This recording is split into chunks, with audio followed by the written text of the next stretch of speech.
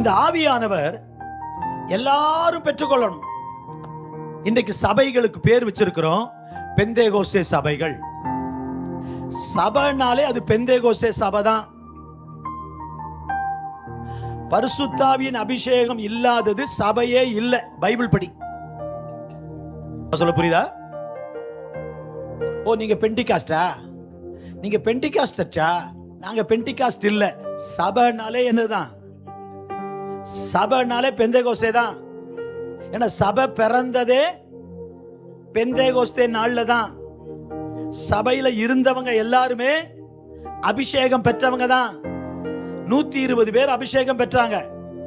அவங்க ஜெபம் பண்றாங்க, 10 நாள் ஜெபம் பண்றாங்க, 10வது நாள் பரிசுத்த ஆவியை பெறாங்க. அவங்க கூட ஒரு 3000 பேர் சேர்ந்துக்கிறாங்க. 3000 பேர் ஒன்று சேர்ந்துட்டாங்க. 120 பேராய் இருந்த பரிசுத்த ஆவி பெற்ற 120 பேரு 10 நாள்ல 3120 மாறிட்டாங்க. அப்ப சபையா மாறுது. ஒரு சின்ன ஜெபக்குழு சபையாய் மாறிட்டு அவங்க எல்லாருமே பரிசுத்த ஆவி பெற்றவங்க, அந்நிய பாஷை பேசுறவங்க.